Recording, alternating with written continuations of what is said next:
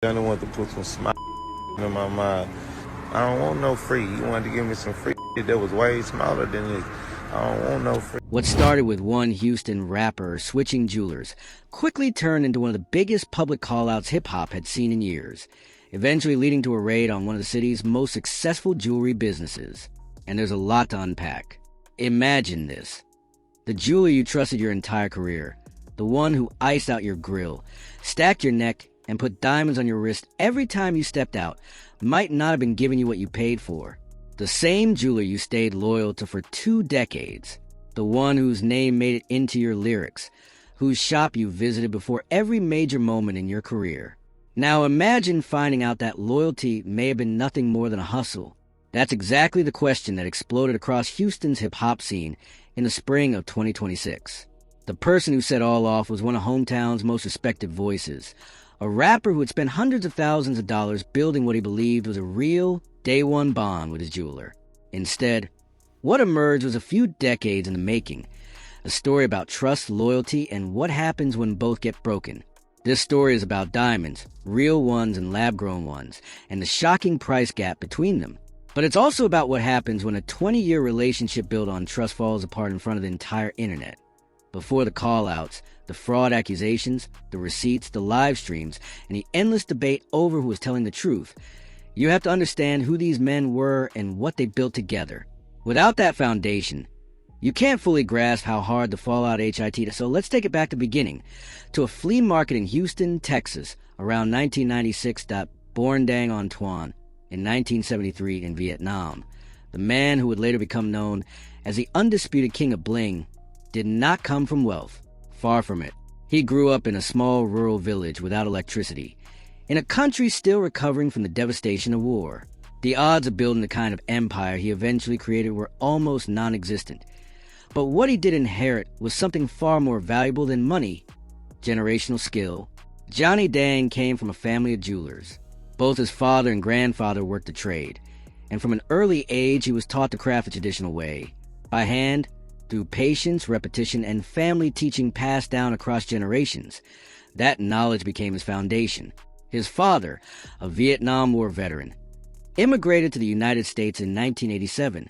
Then, 9 years later, in 1996, a 23-year-old Johnny Dang left Vietnam and reunited with his family in Houston, Texas. He arrived in one of the most culturally influential cities in America with no major connections, no established customer base, no storefront, and no reputation, just the skills his family had given him. And like so many self-made stories, he started at the bottom.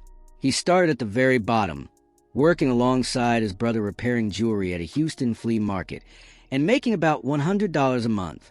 Just $100 a month. Remember that, because it makes what came next even more unbelievable. For 2 years, Johnny Dang stayed in that grind, putting in work every day, building his name one repair at a time. Then in 1998, he took a major step forward and opened his first retail store, TV Jewelry, named after his Vietnamese name, Tuan, inside Houston's Sharpstown Mall. It wasn't flashy, and it wasn't some luxury flagship in the Galleria, but it was his first real foundation. During those early years of mall, Dang found a lane that few others were working the way he was: custom diamond grills. For anyone outside the culture, grills are custom jeweled mouthpieces worn over the teeth, a signature hip-hop flex that had already been around, but Johnny was elevating it. His designs didn't require painful tooth filing, and they stood out for their detail, innovation, and craftsmanship.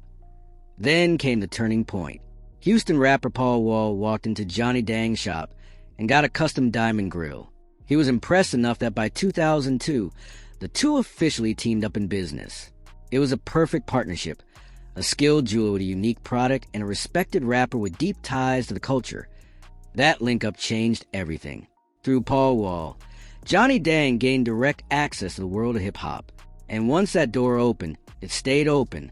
In rap, a real cosign from someone the streets trust can change a career overnight. And that's exactly what happened here. Word spread fast. The client list grew. And soon, the names coming through Johnny Dang's shop started to look like the guest list at hip-hop royalty's front row.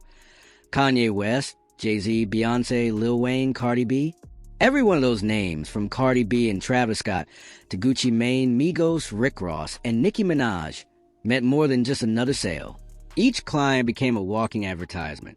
Every music video, red carpet appearance, and Instagram post featuring a Johnny Dang piece was promotion money couldn't buy. His jewelry started showing up in major songs and visuals, from Nelly's Grills to Beyoncé's No Angel, and in the worlds of Soulja Boy and Gucci Mane. Then in 2023, the influence became impossible to ignore when that Mexican OT and Paul Wall released a song titled Johnny Dang, a full record named after the man himself. That doesn't happen unless your name is truly woven into the culture. At that point, it wasn't just business, it was legacy. Johnny Dang stayed ahead by constantly innovating. He introduced techniques like invisible baguettes, helped pioneer emerald cut grills, and kept pushing the limits of what custom jewelry and hip-hop could look like. Even as his business expanded, he held on to the personal touches, including a VIP grills wall lined with tooth molds from celebrity clients. And the business didn't just grow, it exploded. By 2016, Dang had opened a 16,000 square foot flagship store on Richmond Avenue near Houston's Galleria. He had more than 72 employees, 3 retail locations, full in-house production, and custom pieces ranging from $1,000 to well over $200,000. What started with a man making $100 a month at a flea market bench became what was eventually reported as a $200 million empire, built from the ground up by an immigrant who arrived from Vietnam with no status, no wealth, and no shortcuts, just skill, discipline, and vision. It was the kind of story Houston proudly embraced as one of its own. One of the people who had watched Johnny Dang's rise up close and invested real money into it for nearly 2 decades was Houston rapper Sauce Walka. If you know Houston, Sauce Walka, born Albert Walker Mondane, needs no long introduction. He's one of the city's most recognizable voices, a rapper with deep roots in the streets who built his name without ever losing touch with where he came from.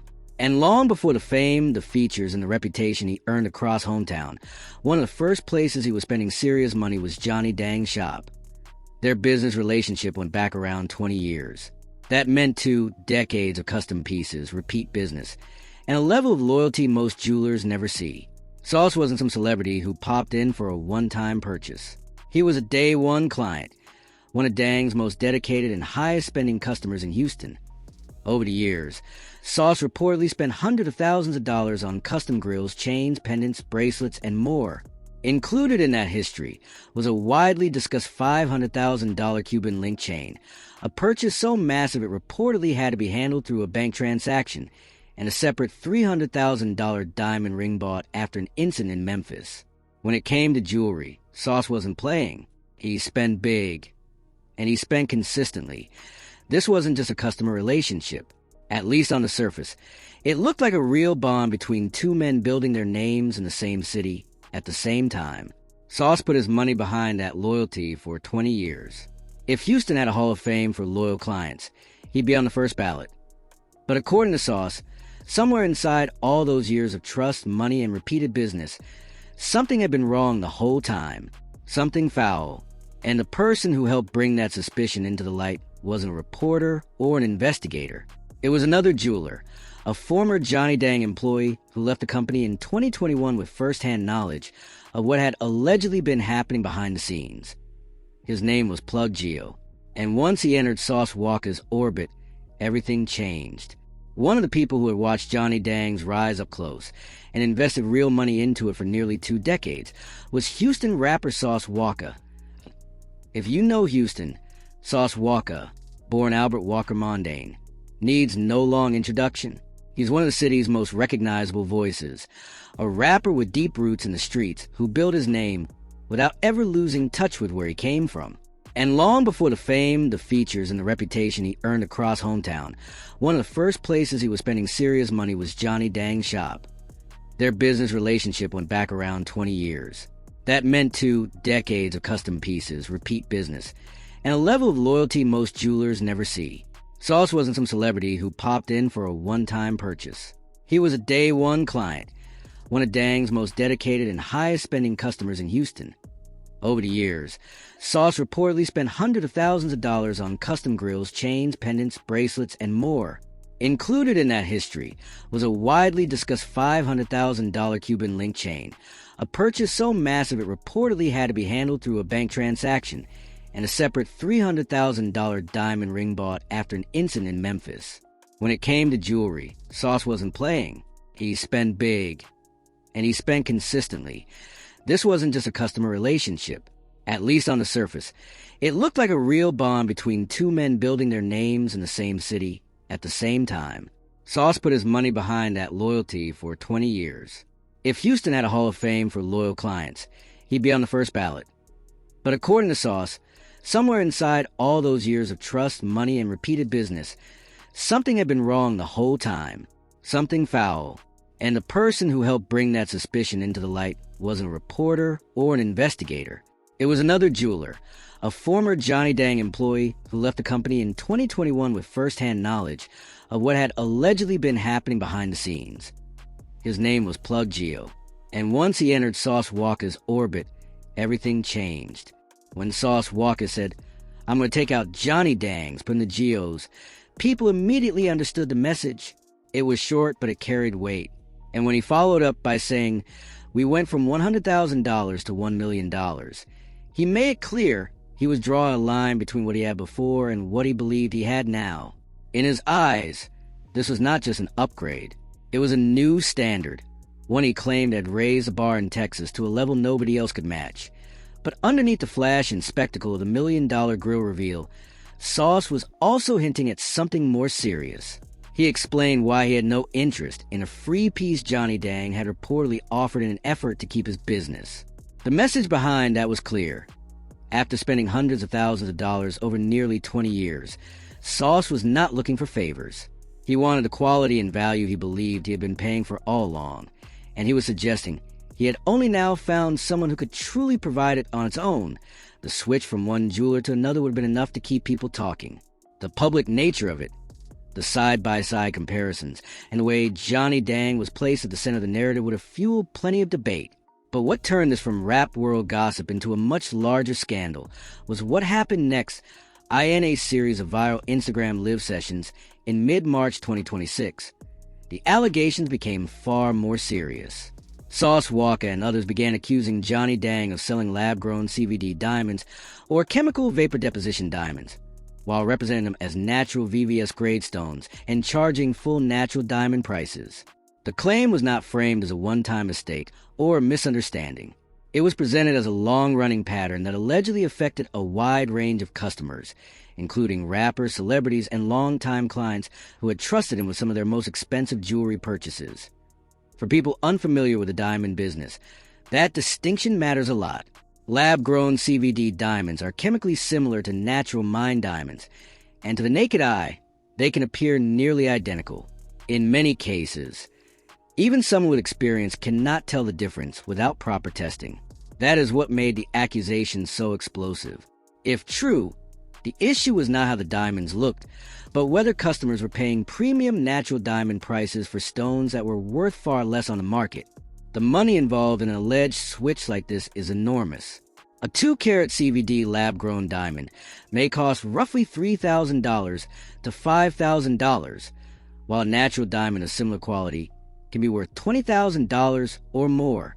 That price gap becomes even more dramatic when it is spread across custom pieces selling for $50,000, $100,000, or much more. If someone were charging natural diamond prices while using lab-grown stones, the profit would be substantial. That is why Sauce Walker framed the issue so seriously. He was not describing it as a misunderstanding or a paperwork mistake. He was accusing the business of knowingly charging longtime customers full natural diamond prices for something less valuable, all while those customers relied on trust rather than independent testing. He also raised another issue that made the situation feel even more personal. According to Sauce, out-of-town celebrities and major artists were allegedly being given free or heavily discounted pieces for publicity and social media exposure, while loyal Houston clients who had supported the business for years were still paying full price.